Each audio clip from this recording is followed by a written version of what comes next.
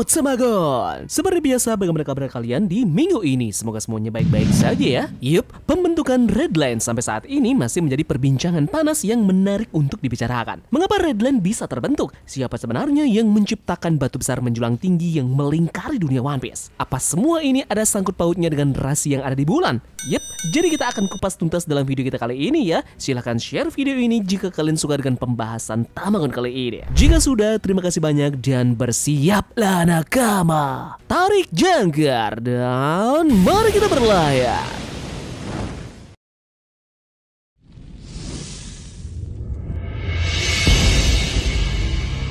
Dalam chapter 203, Robin dan Mr. Zero turun ke makam Raja Alabasta untuk mencari poneglyph yang seharusnya mengungkap lokasi Pluton. Setelah menguraikan poneglyph, Robin berbagi informasi dengan Mr. Zero tentang sejarah kerajaan Alabasta. Informasi ini mencakup tanggal peristiwa yang terkait dengan zaman surga atau yang bisa kita sebut Tenreki. Nah, dalam chapter 228, Nami memeriksa buku catatan dari Nolan, di mana sekali lagi disebutkan sebuah era, tapi kali ini dengan nama lain yakni Age of Sea Circles, atau yang juga bisa disebut Kain Regi. Nah, untuk sejauh ini, zaman surga yang disebutkan di Alabasta dan juga zaman lingkaran laut yang disebutkan di catatan Nolan adalah dua era yang disebutkan di One Piece. Dan meskipun hal ini menegaskan keberadaan adanya kalender di alam semesta, hal ini tidak memberikan kita informasi tentang pentingnya periode-periode ini. Setiap periode sejarah memiliki nama tertentu karena peristiwa yang mendefinisikannya. Nah, sama seperti dunia nyata kita yang mengenal era seperti prasejarah,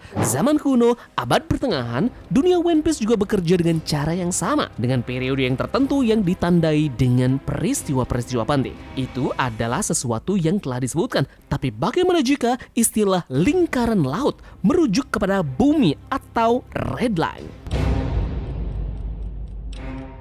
Di chapter 1023, kita mengetahui bahwa Redline sudah ada jauh sebelum pemerintahan dunia mendudukinya dan Lunarian sudah tinggal di planet ini. Informasi ini mempertanyakan gagasan bahwa Redline ini dibangun pada masa abad kekosongan karena sudah ada sebelum periode tersebut. Jadi lingkaran laut ini bisa melambangkan sebuah benua dikelilingi oleh hamparan air yang luas atau sederhananya adalah bumi. Redline ini tidak alami karena seperti yang ditunjukkan Nami pada chapter 604. Redline ini adalah kumpulan pulau-pulau yang saling bertautan.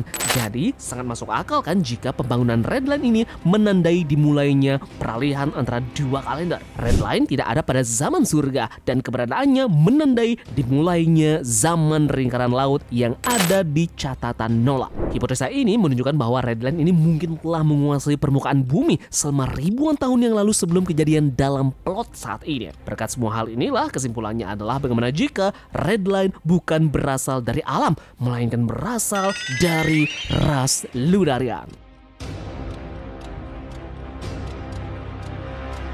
Lunarian memiliki kekuatan yang berhubungan dengan api. Mereka mempunyai kemampuan untuk menyalakan tubuh mereka dan memanipulasi api yang mereka buat. Lunarian dapat hidup di lingkungan apapun berkat fisiologinya. Inilah mengapa orang bulan datang dari bulan untuk mendirikan koloni di bumi ini. Orang bulan adalah ras yang mampu hidup di bulan dan juga di tempat lain. Nah, tapi pertanyaannya adalah bagaimana Lunarian ini bisa untuk menciptakan Redline?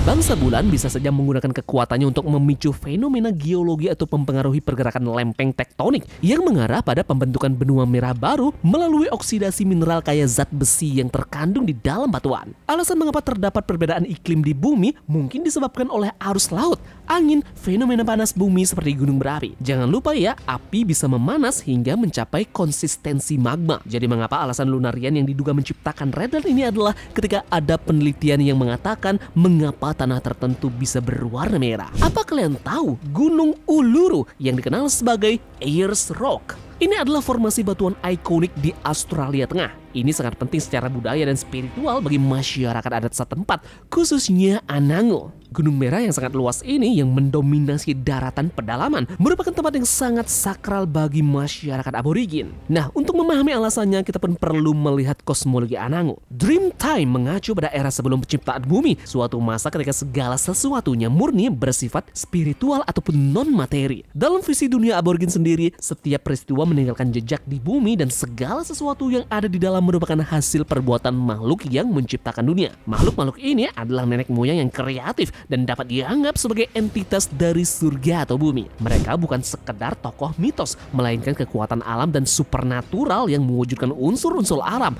hewan, serta fenomena bumi dan juga lautan. Nah, nenek moyang pencipta bisa saja menjadi sumber inspirasi bagi orang bulan. Orang bulan akan datang ke bumi dan menciptakan berbagai monumen di bumi, terutama termasuk Redline sendiri. Sekarang bagaimana jika ribuan tahun yang lalu penduduk bulan diangkat ke status dewa karena fakta bahwa mereka duduk di puncak dunia, yakni di Redline, jauh dari manusia, sama seperti kaum naga langit sekarang. Yup, dan itu pun diteruskan oleh bangsa Lunarian yang juga menetap di tempat tersebut. Mengejutkannya adalah bagaimana jika Lunarian ini adalah salah satu dari 4 ras yang hidup di bulan.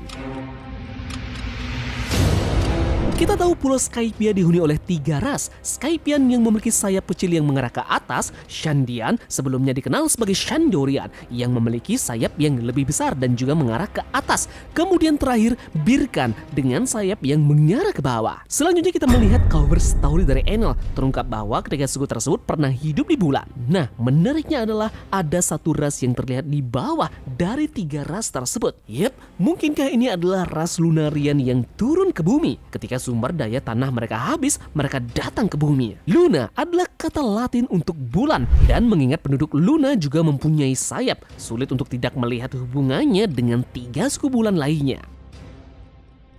Di chapter 1035, King akhirnya memperlihatkan wajahnya yang biasanya dia sembunyikan di balik topeng untuk menyembunyikan identitas Lunarianya dari pemerintahan dunia. Di sini terlihat ya bahwa dia memiliki kemiripan yang sangat mencolok dengan Wiper, karakter yang ditemui oleh bajak laut topi jerami selama arc Skypia. Wiper adalah prajurit Shandian yang kuat dan selain memiliki ciri-ciri yang mirip dengan King, keduanya juga berbagi tato aneh di sekitar mata kiri mereka. Ini bisa jadi adalah tanda lain dari warisan bersama antara suku Shandian dan juga Lunarian. Mungkin suku Lunaria adalah suku yang berkuasa di bulan, sebuah hipotesis yang dapat dikonfirmasi oleh teori di balik nama asli dari King.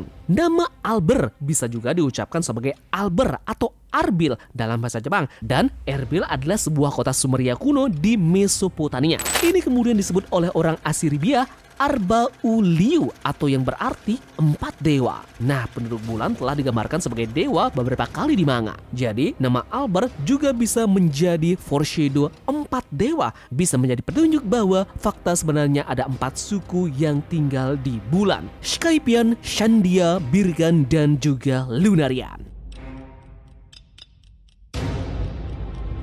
Sekarang bagaimana semua ini terhubung dengan sejarah terbesar dalam dunia One Piece? Penduduk bulan adalah ras yang perkasa, begitu kuat hingga dianggap sebagai dewa. Lalu bagaimana mereka bisa hampir punah? Fakta bahwa King adalah tahanan pemerintahan dunia yang masih memburu penduduk bulan bisa berarti bahwa organisasi yang kuat adalah alasan jatuhnya ras kuno ini. Hal ini pun mungkin semua terkait dengan abad kekosongan, sebuah celah sepanjang 100 tahun yang lalu dalam catatan sejarah yang konon menyimpan rahasia sejati di dunia yang studinya dilarang oleh pemerintahan dunia. Yup, jadi mungkin itu saja teori mengenai pembentukan Redline. Jika kalian punya pendapat lain silahkan tulis kolom komentar ya. Terima kasih dari kalian yang sudah mau ikut berlayar bersama-sama Tamagon hari ini. Semoga hari kalian dilancarkan. Sekian dari Tamagon dan turunkan jangkar. Mari kita berlabuh.